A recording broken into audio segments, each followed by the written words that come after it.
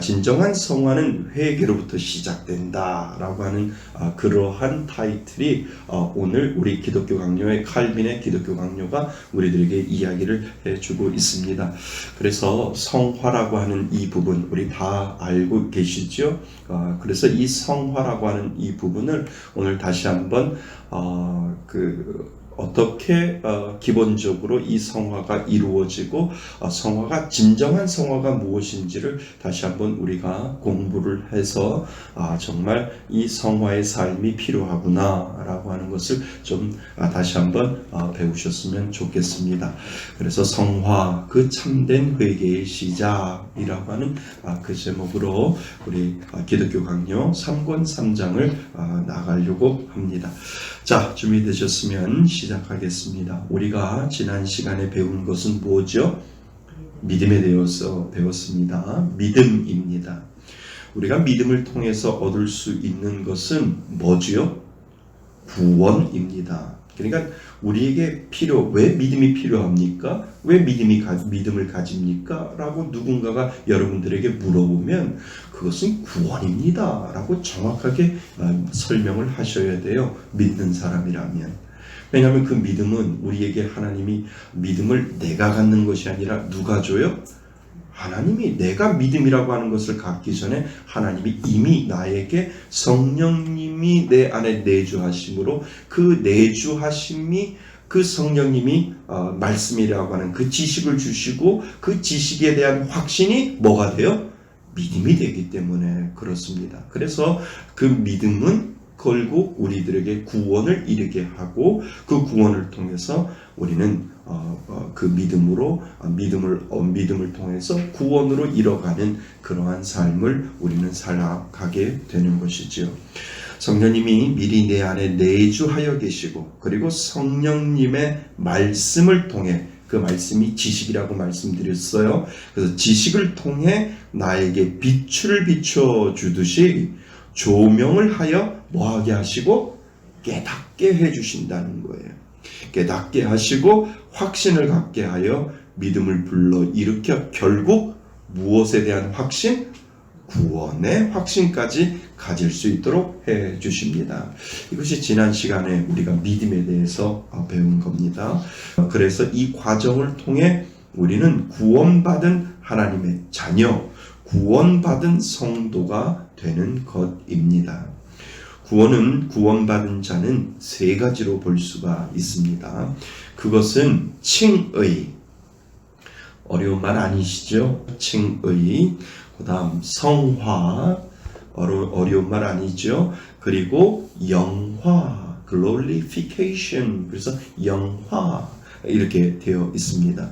그러니까 구원, 이제는 여러분들 그냥 구원이라고 하면 구원이지 뭐 이렇게 생각하는 것이 아니라 이제는 믿음이 한 단계 더 들어가시기 위해서 구원이라고 하면 이 세 가지가 머릿속에 떠올라야 됩니다. 세 가지 시작. 칭의, 성화, 영화. 다시 한번요. 칭의, 성화, 영화. 그러니까 구원이라고 하는 그 요소 안에는 칭의가 들어있고요. 성화가 들어있고요. 영화가 들어있습니다. 이 세 가지 조건이 다 맞아야 완전한 구원이 이루어진다라고 칼빈은 우리들에게 설명을 하고 있다는 거죠.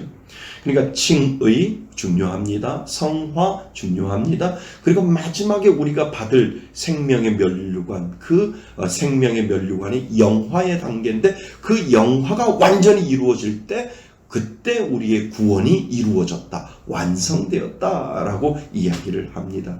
그래서 이제는 구원이라고 하면 여러분들 머릿속에 칭의, 성화, 영화 이 세 가지가 완전히 이루어져야 나에게는 완전한 구원이 이루어지고 있어. 그래서 이런 얘기 들어보셨잖아요. 우리는 한번 구원 받았습니다. 그리고 그 구원 과정 가운데 있습니다. 그리고 그 구원을 완성할 겁니다. 이것도 제가 예전에 한번 말씀드렸던 것 같아요. 그죠? 우리는 구원 받았습니다. 그리고 구원을 이루어가고 있습니다. 그리고 구원이 완성될 겁니다. 이것이 구원이라고 하는 정확한 개념이에요. 그러니까 한 번 구원은 영원한 구원 맞아요. 그런데 그 구원 속에는 칭의, 성화, 영화가 다 들어있다라고 한다면 끝까지 가봐야 된다라고 하는 것이지요. 그래서 칭의, 성화, 영화입니다. 우리가 알고 있듯이 칭의는 우리가 알고 있습니다. 죄 용서함을 받음으로 법적으로 하나님의 자녀가 된 것을 말합니다. 죄인이지만 하나님께서 우리를 일컬으셨어요. 의롭다고 옷을 입혀. 우리가 죄이지만 우리를 의롭다고 말씀하시고 의의 옷을 입혀주신 것, 그리고 입혀주시고 그 죄를 감춰주시고 너는 이제 의로운 사람이야 라고 하나님께서 명령해 주시는 그 과정이 칭의이지요. 그러니까 처음 하나님을 만나고 내 안에 성령님이 나에게 내주하시고 그리고 나를 깨우쳐 주시고 나에게 확신을 주셔서 내 안에 나는 죄인이지만 하나님께서 나를 구원하셨어. 그래서 나는 하나님을 믿어. 나는 의의 옷을 입었어. 이것이 바로 칭의이지요. 우리 다 칭의를 단계를 거쳤습니다. 아멘. 예, 우리는 다 칭의의 단계를 거쳤습니다. 그러니까 그 칭의의 단계에서 우리는 그 구원의 확신을 얻게 되고 하나님이 나는 하나님을 알지 못하지만 하나님은 나를 아셔서 나를 사랑하시는 그 칭의의 옷, 의의 옷을 나에게 입혀주셨구나. 죄인이지만 의롭다 인정을 받게 되는 것을 말하는 것이죠. 그리고 성화는 일생 동안 그리스도의 거룩을 뭐하는 과정이에요? 닮아가는 과정을 말합니다. 그리고 영화는 예수님의 재림 때 이루어지는 구원의 완성을 말합니다. 그러니까 우리가 구원의 완성은 뭐가 이루어져야 돼요? 영화. 하나님께서 우리들에게 생명의 멸류관을 주시면서 그 영화에 대한 멸류관을 주셨을 때 우리들의 구원은 정말 완성되는 것을 칼빈은 우리들에게 설명을 하고 있다는 것이죠. 그래서 구원 중요합니다. 다시 한번요. 구원에는 세 가지 뭐가 있다고요? 칭의, 성화, 영화. 이 세 가지가 분명히 있다라고 하는 겁니다. 이 세 가지를 통틀어 구원이라고 합니다. 그래서 우리가 구원하면 그냥 구원이지라고 생각하는 것이 아니라 구원에는 칭의, 성화, 영화가 있다는 것을 우리는 꼭 기억해야 합니다. 그 당시 칼빈은 칭의보다 성화를 먼저 다루고 있습니다. 그러니까 그 이유가 있습니다. 그 이유는 당시 시대 상황 때문이었습니다. 당시에는 믿음으로 죄 사함을 받고 구원을 얻었다고 말하는 일부 사람들이, 즉 구원 받았으니 아무렇게나 살아도 된다고 생각하는 사람들이 방종한 삶을 살고 있기 때문입니다. 그 당시에 그렇게 살았다는 말이에요. 구원받았다고 누군가가 당신은 구원받았습니다 라고 누군가가 낙인을 시켜주니까 구원받았으니까 한 번 구원은 영원한 구원이라며 라고 구원을 따놓은 당상처럼 구원의 티켓을 받아놓고 이제는 마음껏 살아도 된다라고 하는 그 생각을 가지고 있는 사람들이 이 천주교 캐톨릭을 통해서 영향을 받았기 때문에 그러한 방종한 삶을 살아가는 사람이 있었다라고 하는 거죠. 그런데 실질적으로 내가 구원받았다라고 하면 방종한 삶을 살 수 있을까요?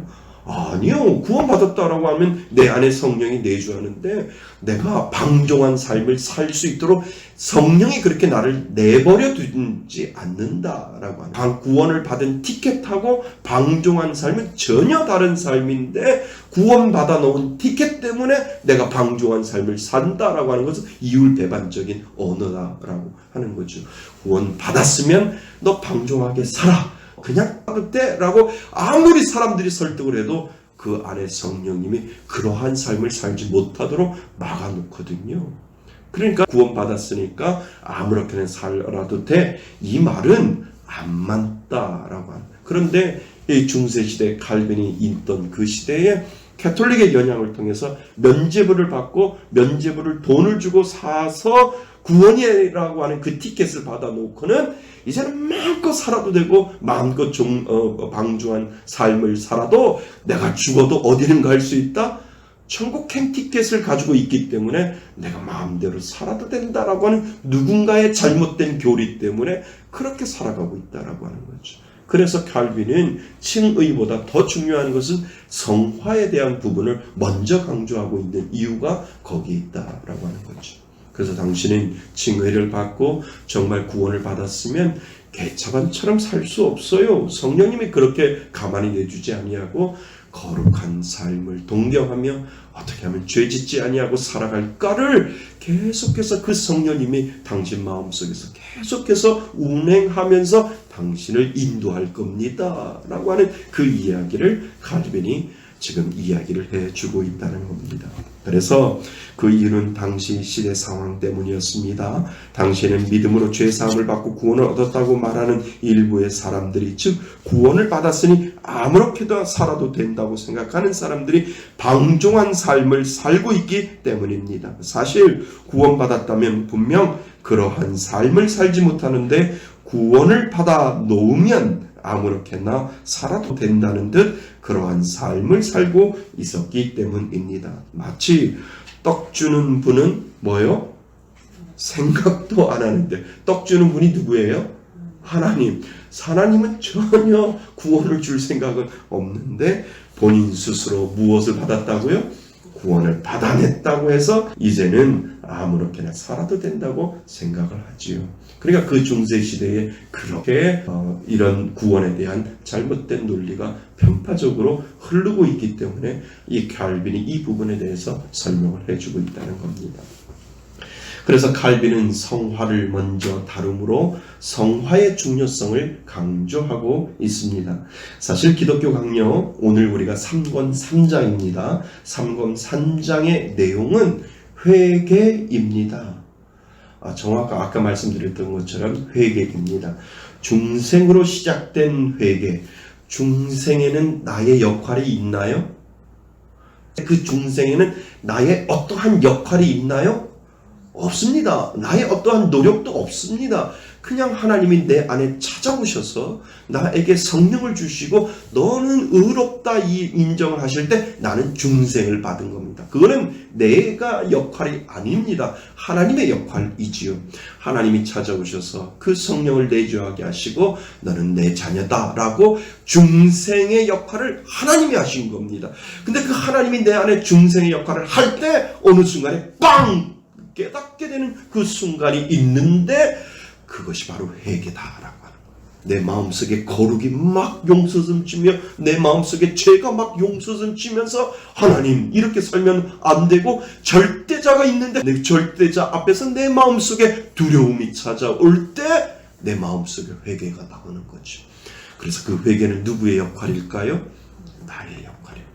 하나님이 나에게 찾아오셔서 중생을 주셨으면 그 중생을 통해서 두려운 마음, 떨리는 마음, 거룩해 살려고 하는 그 마음이 회개를 통해서 내 가운데 이루어진다는 거죠. 그래서 중생으로 시작된 회개는 신자의 삶 가운데서 계속됩니다.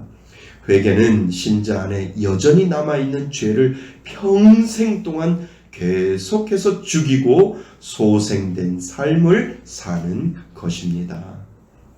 정말 예수 믿는 사람들은 그리스도와 연합하여 십자가에서 죽었고 그분의 부활에 동참하였기 때문입니다. 그 동참하는 삶이 예수 그리스도를 닮아가는 삶이요. 다른 말로 말하면 신자의 성화라고 할 수 있습니다. 그러니까 무슨 말이냐면요. 성화의 가장 기본은 회개라는 거예요. 회개하면 깨끗해지는 거예요. purification. 내 마음이 순수해지는 거예요. 회개를 하면 하나님 앞에 나는 깨끗하게 되어지고 회개하면 그 죄에서 돌아서서 내 마음이 어느 한순간 순수하게 되고 깨끗하게 되고 내 안에 성령님이 나를 운행할 수 있는 그 자리를 만들어주는 것이 분명한 회개인데 그 회개가 성화로 가는 시작이다. 그러니까 매일같이 우리는 회개해야 돼요. 언제까지? 죽을 때까지 해야 돼요. 그 다음에 보면 왜 우리가 그 죽을 때까지 회개해야 하는지를 우리는 알게 되는 겁니다. 그러니까 예수 믿고 나면 죄를 짓지 않는다가 아니라 죄를 지을 수 있다. 그러나 죄를 죽여 그 죄가 믿는 사람 안에서 뭐 하지 못하도록 주관하지 못하도록 하는 삶이 성화입니다. 혹 죄를 지을 때마다 회개하여 주께로 돌아오는 삶도 성화의 한 과정이지요. 회개하는 삶이 거룩한 삶이 됩니다. 그래서요, 모든 것에 우리가 기도할 때도 회개가 중요하고요, 우리가 예배 드릴 때도 회개가 중요한 이유가 그거예요. 죄로 물들어 있고 죄로 우리가 덮여져 있고 죄의 마음이 있고 죄로 우리가 마음속에 더러움이 있을 때 회개하지 아니하면 우리들 마음은 순결해지지 아니하거든요. 그래서 예배로 나아갈 때 우리가 회개하는 거고, 내가 기도의 자리로 먼저 나갈 때 하나님 나의 모든 죄를 용서하여 주옵소서 라고 그 회개를 할 때 내 마음에 성령님이 나를 감동하게 하시고 나를 움직이게 하시고, 그 성령님이 그 죄의 더러운 때가 들어있을 때는 말씀하시지 않는다는 거예요.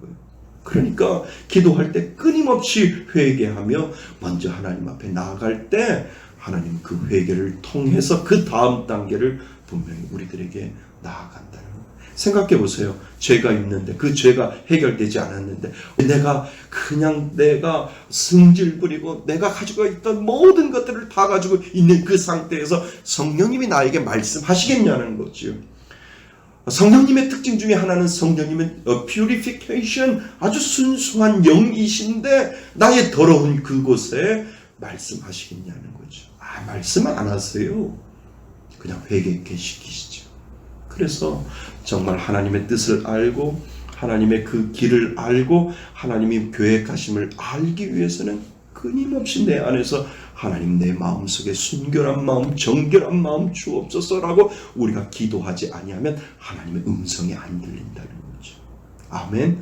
맞습니다. 그래서 하나님 앞에 기도의 자리로 나갈 때, 예배의 자리로 나갈 때 참회의 기도, 하나님 내가 알지 못했던, 깨닫지 못했던 죄까지도 깨닫게 하여 주셔서 내 마음을 정결케 하여 주옵소서 라고 하나님 앞에 기도할 때 그때부터 하나님의 음성이 들리기 시작해요. 그때부터 하나님의 감동이 내게 다가오기 시작하는 거고, 그때부터 하나님의 그 놀라운 역사가 그 가운데 이루어지는 거죠. 아멘. 아멘. 그래서 신자는 계속 죄를 죽이기 위해서 싸워야 합니다. 그것은 우리의 힘으로 하는 것이 아니라 성령께서 도와주십니다. 이해되셨죠? 사실 칼빈은 3권의 3장부터 시작하여 10장까지, 우리가 계속 이제 10장까지 볼 텐데요. 10장까지 전체 성화에 대해서 이야기를 계속 이어가고 있습니다. 3장은 성화의 개념을 설명하고 있고 4장, 5장은 가톨릭 교회의 잘못된 것을 비판하고 있으며 6장에서부터 10장이 성화의 진수를 가르쳐주고 있습니다. 우리가 지난 시간에 살펴보았던 3권 2장은 믿음에 대해서 공부를 했지요. 그리고 3장은 믿음으로 구원받은 사람들의 성화에 대해 말해주고 있습니다. 회개와 용서는 복음의 전부라고 할 수 있을 만큼 중요합니다. 복음에는 회개가 있고요. 복음에는 용서가 있습니다. 그래서 회개와 용서는 복음의 전부라고 할 수 있을 만큼 중요합니다. 여기서 용서는 하나님의 칭의를 말하고 회개는 성화를 말해 줍니다. 그러니까 용서는 하나님이 우리들의 죄를 용서하시고 우리를 의롭다 여겨주시기에 용서는 칭의를 말하고 회개는 성화를 말해 줍니다. 그래서 우리는 성화를 한 단계 더 들어가 보셔야 됩니다. 성화는 죄 죽임, 아주 중요합니다. 성화는 뭐 하는 거라고요? 죄 죽임, 그리고 은혜로 살아남, 두 부분으로 이루어집니다. 여기서 말하는 죄 죽임이란 자기를 부인하는 것이지요. 그리고 자기 십자가를 지고 주님을 따르는 것이겠지요. 그래서 내세를 묵상하며 소망을 가지는 것을 말합니다. 그러니까 성화의 속성 안에는 죄를 죽여나가는 거예요. 계속해서 죄를 죽여나가기 위해서 뭐가 필요하다고요? 회개가 필요한 겁니다. 성화의 속성 안에는 죄를 죽일 수밖에 없고, 죄를 죽이지 아니하면 우리는 순수하게 하나님의 거룩한 삶, 성화의 삶을 살 수 없다라고 우리들에게 지금 못 박아 놓고 있다라고 하는 것이죠. 또한 은혜로 살아남이라는 것은 공포와 절망에서 사로잡혔던 사람이 하나님의 선하심과 자비하신 구원을 바라보고 정신을 차리고 용기를 회복하는 것입니다. 한마디로 하나님의 말씀을 통해 힘내는 것과 같은 것이죠. 우리가 힘들고 어려워도, 우리가 낙담하고 문제가 있어도 하나님의 말씀으로 우리는 살아나는 거죠. 아멘. 맞습니다. 우리가 힘들고 어려울 때마다 그 말씀이 우리들에게 힘을 주고, 그 말씀이 우리들에게 용기를 주고, 그 말씀이 우리들에게 문제의 해답을 주기 때문에 우리의 영혼이 살아나는 것을 말씀을 통해서 우리는 경험하게 되죠. 그래서 은혜로 살아난다라고 이야기를 합니다. 그래서 성화에는 죄의 죽음이 있고, 그리고 은혜로 살아난 이 두 가지의 속성이 그 안에 살아있다라고 하는 거죠. 이때 마음속에는 거룩하고 헌신된 삶에 대한 새로운 소원과 그리고 습관이 생기게 됩니다. 습관이 중요하잖아요. 그런데 자꾸 은혜로 살아가려고 내 마음속에 하나님의 말씀으로 나를 은혜로 살아가게 되면 그 은혜가 나의 소원을 만들어버리고, 그 은혜가 나를 저 거룩한 습관의 자리로 갖다 놓을 수 있다라고 하는 것을 지금 설명을 하고 있다는 겁니다. 자, 회개는 무엇입니까? 우리가 아는 거잖아요. 회개는 하나님께로 돌아서는 것입니다. 우리는 날마다 회개라는 말을 입에 붙이고 사는데, 회개는 히브리어로 돌아서다 혹은 전환하다라고 하는 뜻이고, 헬라어는 마음과 의도를 바꾼다라고 하는 뜻이지요. 회개는 입술만이 아니라 생활을 하나님께로 돌이키는 것을 말합니다. 하나님을 사랑함으로 생기는 전적인 방향을 바꾸는 거죠. 전향이라고 할 수 있습니다. 옛사람은 죽고 새 사람을 입은 것으로서 외면적인 행위가 아니라 지극히 내면적인 것이며, 아담의 범죄로 말미암아 일그러진 하나님의 형상을 어떻게 하는 걸까요? 회복시키는 것입니다. 맞습니다. 회개는 평생에 걸쳐 이루어집니다. 이해되셨죠? 평생에 걸쳐서 우리는 회개를 해야 합니다. 그 이유는 우리는 늘 죄에 뭐 되어 있어요? 노출되어 있고, 습관에 뭐 되어 있어요? 노출되어 있어요. 그러니까 짓지 말아야지 되는데 우리들이 습관 때문에 죄를 짓는 거예요. 습관이 나를 잡아간다니까요. 그래서 그 습관대로 짓고 또 짓고, 하지 말아야 되는데 또 짓고, 하지 않으면 안 되는데 또 짓는 것, 그 습관이 우리들의 죄를 끌고 간다라고 하는 것이죠. 그래서 습관에 노출되어 있기 때문에 여전히 우리는 죄를 짓기 때문입니다. 그래서 평생을 뭐 해야 한다고요? 회개해야 한다고 할 수 있습니다. 그렇다면 중생을 받은 사람들 안에도 여전히 악을 촉발시키는 불씨가 남아 있습니다. 왜요? 중생 받기 전에 우리들의 죄의 습관을 가지고 있잖아요. 육체적인 습관을 가지고 있잖아요. 중생 받기 전에, 하나님을 만나기 전에 내가 죄를 가지고 있는 습관을 가지고 있잖아요. 그러니까 술을 끊고 담배를 끊고 도박을 끊어도 그 습관을 여전히 가지고 있기 때문에 아무리 예수를 믿고 중생을 한다 할지라도 그 죄의 습관 때문에 우리는 넘어질 수 있다. 그래서 우리가 깨어 있는 이유가 거기에 있죠. 그래서 평생을 회개해야 한다고 합니다. 중생을 받은 사람 안에는 여전히 악을 촉발시키는 불씨가 남아 있습니다. 그 정욕의 불길은 끊임없이 뭐 한다고요? 튀어나올 수 있다라고 하는 거예요. 튀어나와서 뭐를 짓도록? 죄를 짓도록 뭐 한다고요? 자극한대요. 그래서 이거 참 무서운 말이에요.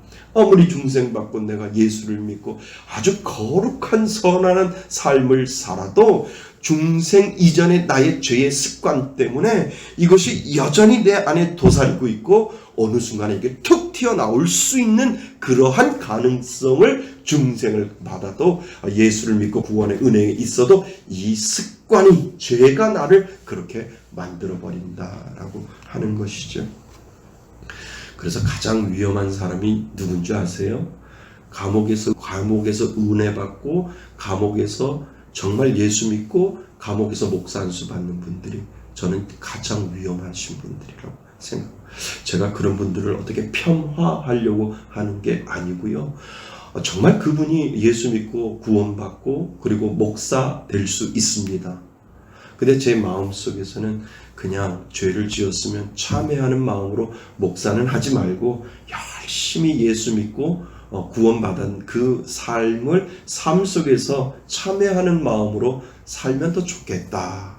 내가 거룩한 삶을 그리스도인으로서의 삶을 참회하는 마음으로 그 전에 예수를 몰랐을 때 내가 죄를 지어서 나를 통해서 죽은 사람이나 나를 통해서 피해를 본 사람들이나 그러한 사람들을 생각해서 참회하는 마음으로 일생을 살면 참 좋겠다라고 하는데 거기서 한 단계 더 나가는 거죠.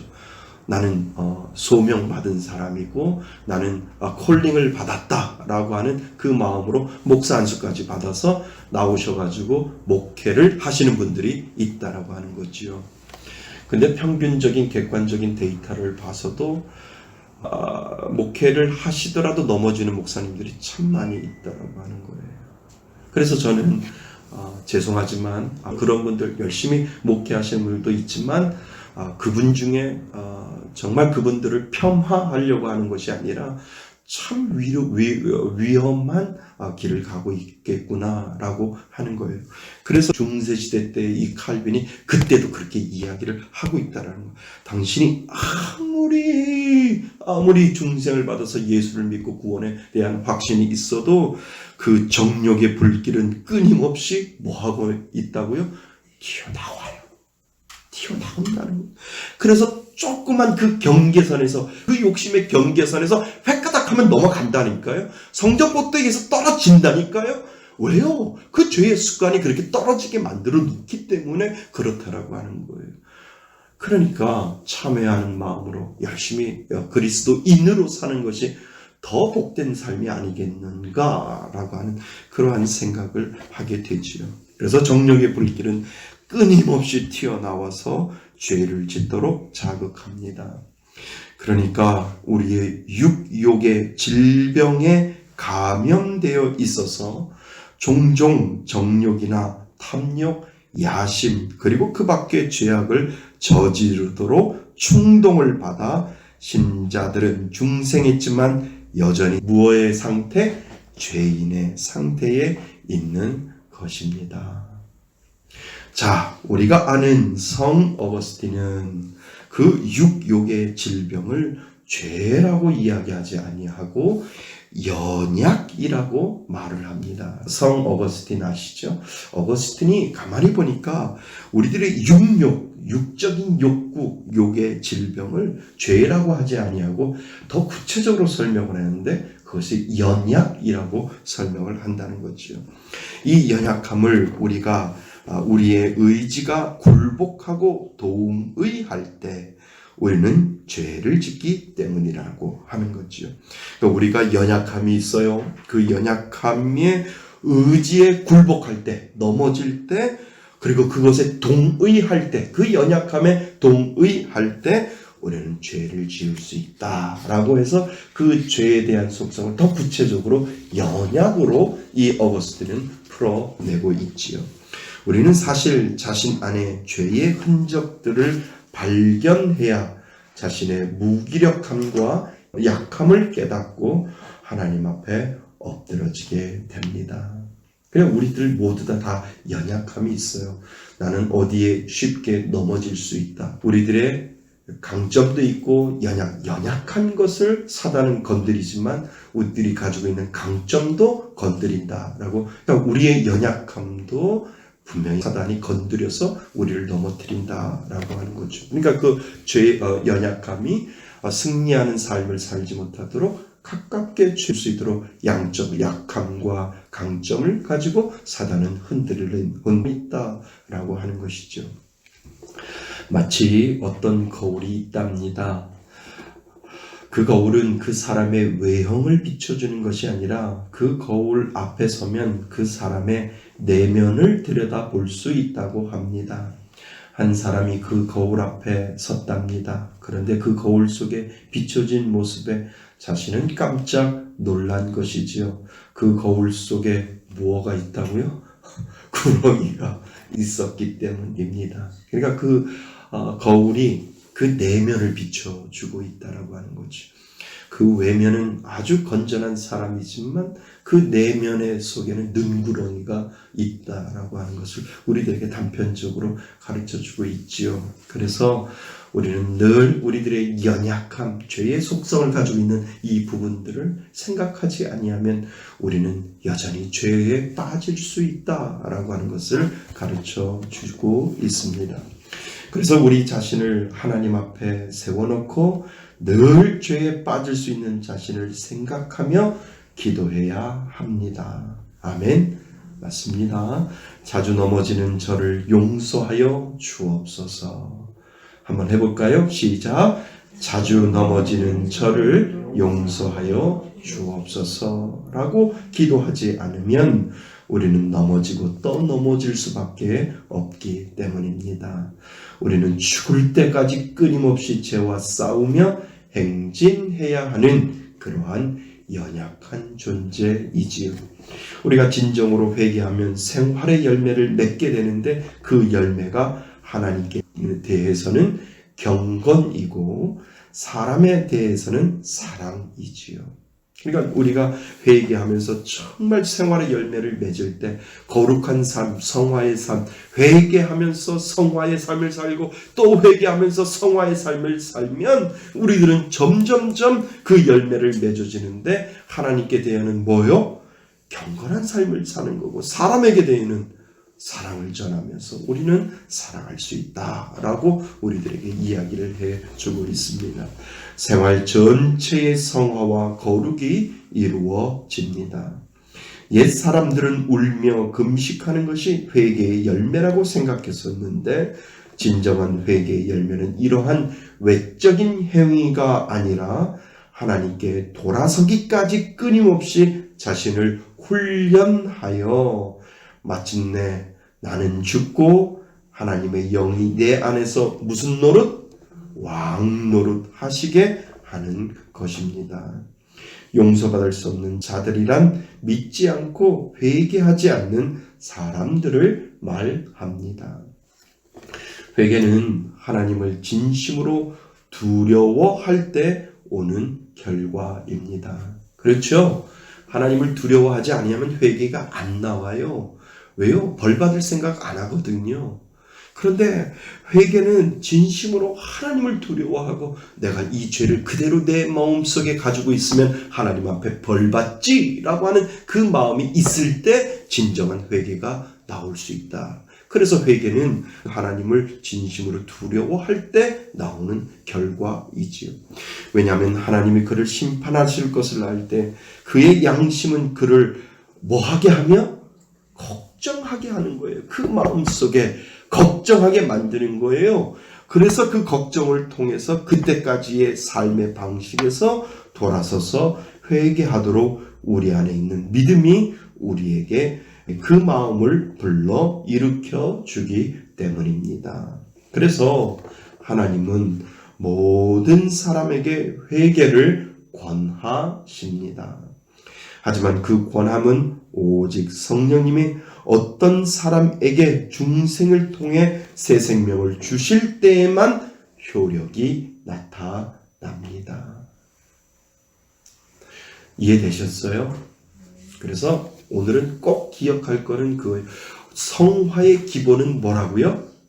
회개입니다.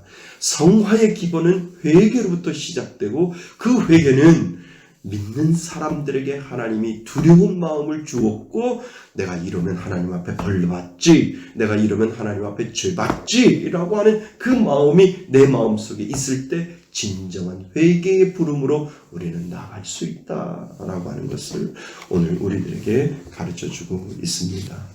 자, 결론. 회개는 하나님께로 돌아서는 삶입니다. 그리고 하나님의 진정한 심판을 깨닫고 죄를 미워하는 성질이 있습니다. 맞습니다. 그리고 회개는 육신과 죄를 죽이고 성령을 따라 사는 성화의 삶이 됩니다. 육신과 죄를 죽이고 그리고 뭐를 따라? 성령을 따라 사는 성화의 삶이 됩니다. 성화는 점진적인 과정이고요. 우리가 계속해서 성화의 삶을 살아가는 거고요. 우리의 육신의 죄성이 아직 남아있기 때문에 날마다 죄와 어떻게 한다고요? 씨름해야 합니다. 사람들은 복음의 은혜를 받았지만 회개할 수 있습니다. 받아야만 회개할 수 있습니다. 이 말은 믿음이 있어야만 진정한 회개를 할 수 있다는 말입니다. 사람이 복음을 받아들이면 그는 반드시 죄악의 길을 떠납니다. 복음을 받아들였다고 하는 의미가 뭐예요? 성령님이 내 안에 내주하시고 성령님이 내 안에 살아계시고 성령님이 나 혼자 살게 만들어 놓지 아니하시고 성령님이 나를 그때부터 컨트롤하시고 가이드 미, 리드 미, 나를 인도하시고 나를 이끌어 가시는 성령님이 내 안에 있기 때문에 복음을 받아들이면 그는 반드시 죄의 길을 떠날 수 있다라고 하는 것을 우리들에게 가르쳐 주고 있죠. 즉 회개할 수밖에 없습니다. 그래서 회개는 아주 중요한 말이에요. 신자의 성화입니다. 신자의 뭐라고요? 성화. 그래서 이 회개와 성화를 같은 동의어로 놓고 있는 사람들이 있어요. 칼빈도 그렇게 놓고 있습니다. 그래서 신자의 성화라고 하는 이유가 여기에 있습니다. 죄를 미워하고 통회하는 마음의 회개의 시작이고 회개의 열매가 바로 거룩한 삶이 됩니다. 그래서 칼빈은 회개하는 삶은 성화와 동의어로 사용된다고 주장합니다. 칼빈이 그렇게 얘기했어요. 성화가 뭐예요? 그러면 회개입니다. 이게 칼빈이 이야기를 하는 겁니다. 그러니까 성화가 뭡니까? 회개로부터 시작되고요. 회개하는 삶이 성화입니다. 라고 주장을 하죠. 그래서 진정한 성화는 뭐라고요? 회개입니다. 그러니까요, 오늘 하루를 마감할 때 잠자기 전에 내 마음속에 회개하는 마음이 있고 하나님 앞에 회개하면 하나님, 이거 좀 아쉽게 제가 실수했는데 용서해 주세요. 다음에는 이런 거 만나면 죄짓지 않겠습니다. 하나님 용서해 주세요. 라고 고백하고 잠을 들었다면 그날 여러분의 그 성화의 삶은 한 단계 0.1cm라도 그 성화의 단계에 여러분들은 더 앞으로 나아가게 되는 거죠. 그래서 칼빈이 오늘 주장하는 것은 성화는 회개입니다. 회개하지 아니하면 성화될 수 없습니다. 성화는 회개밖에 없습니다. 회개의 시작입니다.